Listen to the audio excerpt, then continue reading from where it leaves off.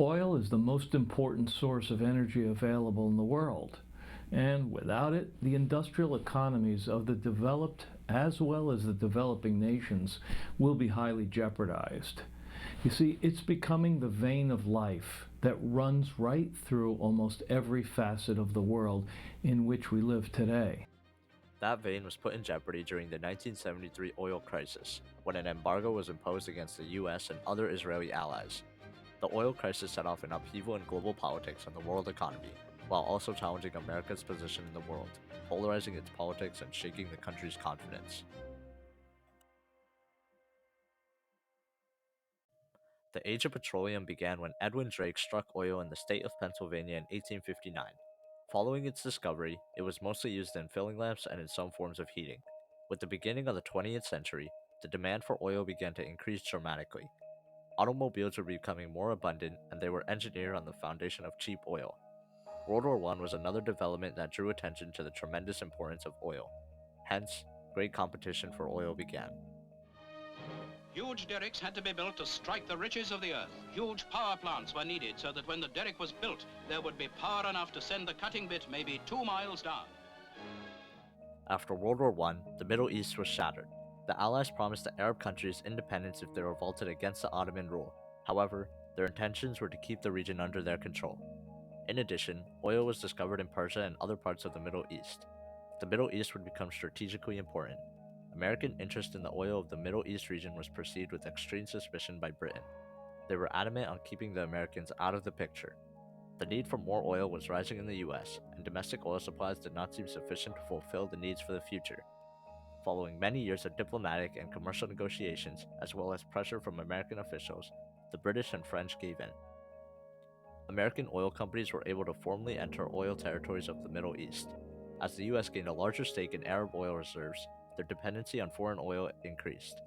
In September of 1960, the Organization of Petroleum Exporting Countries, or OPEC, was founded in Baghdad, consisting of Iran, Iraq, Kuwait, Saudi Arabia, and Venezuela. OPEC members desired to gain greater control over oil prices by coordinating their production and export policies.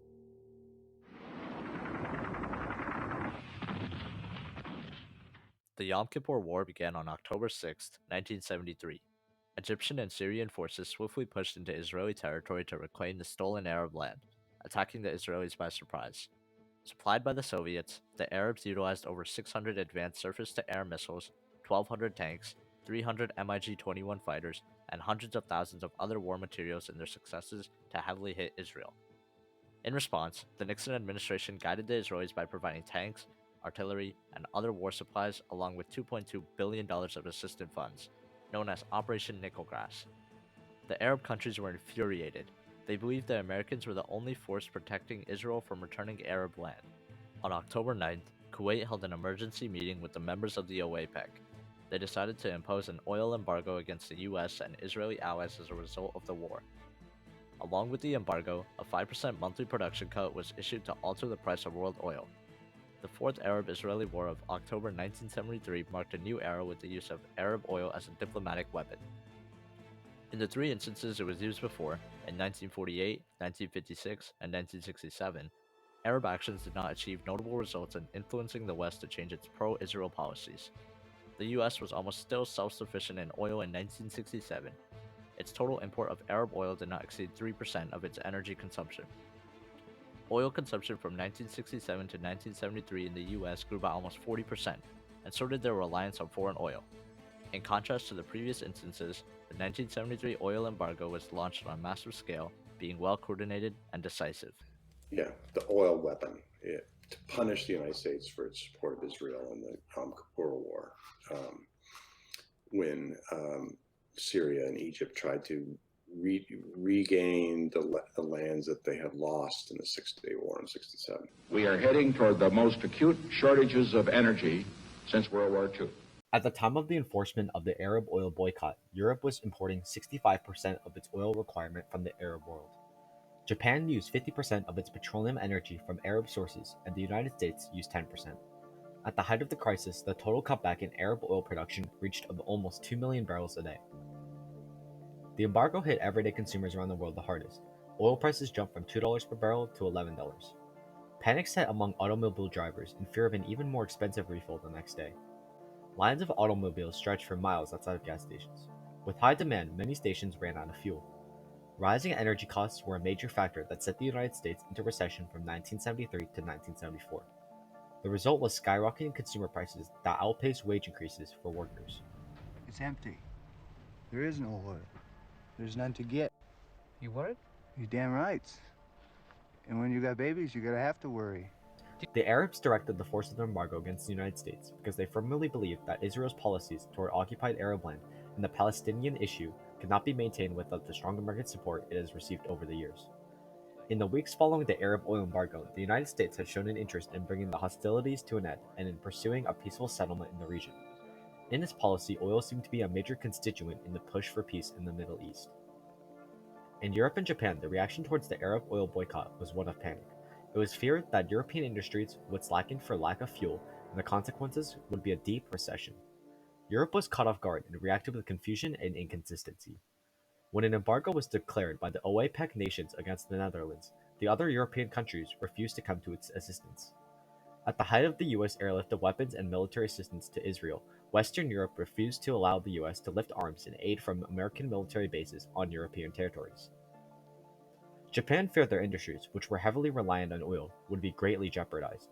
They called upon Israel to withdraw from the Arab territories and announced that their policy toward Israel would be reconsidered. Have been lining up before dawn. By the time the pumps opened, many had been waiting 2 and 3 hours for gas. The United States Secretary of State Henry Kissinger began diplomatic negotiations with Arab leaders in November of 1973. On the international level, President Nixon was also calling for the consuming nations to deal with the energy shortage. However, the European allies argued that the United States could maintain its pro-Israeli position because American dependency on Arab oil was much less significant than theirs. This strain in American-European relations was felt during the February 1974 Consumers Conference. Michel Hobert, the French foreign minister, criticized the conference and accused the U.S. of using energy matters only as a political desire to dominate the relationships of Western Europe and Japan. Since the 1974 conference, France has pursued a policy of bilateral agreements with Arab oil-producing countries, offering them weapons and technology in exchange for oil. Other European nations followed the French example. Diplomatic discussions between Kissinger and Middle Eastern countries culminated with the first Egyptian-Israeli disengagement agreement on January 18, 1974. It split up the Suez Canal between Israel and Egypt and created a buffer zone on both sides of the canal, monitored by the United Nations Emergency Force.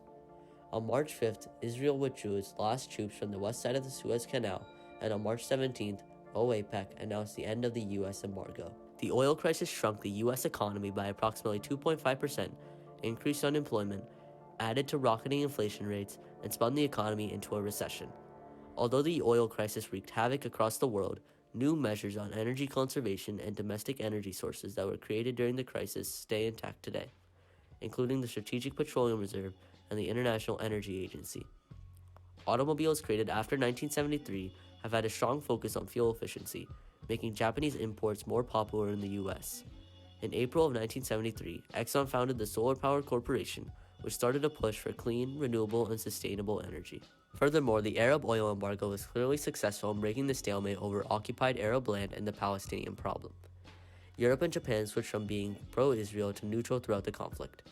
The embargo put pressure on Western alliances as they re-examined their policies regarding the Palestinian issue. Although the embargo was a geopolitical success for the Arab nations, they would consequently lose part of their dominant market share, as Western nations sought to diversify their oil sources. That over these past 40 years, the share of oil has declined, and therefore, if I measure oil as a share of global GDP today, it's much lower than it was in the 1970s. And therefore, again, the world generally is more capable of dealing with high oil prices than it used to be the case 40 years ago. The role of oil in politics to the Arab oil producers has become intertwined. Since by supplying their oil at a rate much higher than their own interest dictates, they are enhancing the economic and political power of the West. The Arab nations expect some cooperation in return. Probability, Arab oil will play a major role if another war erupts. Oil and politics have become inseparable and are likely to continue to be so.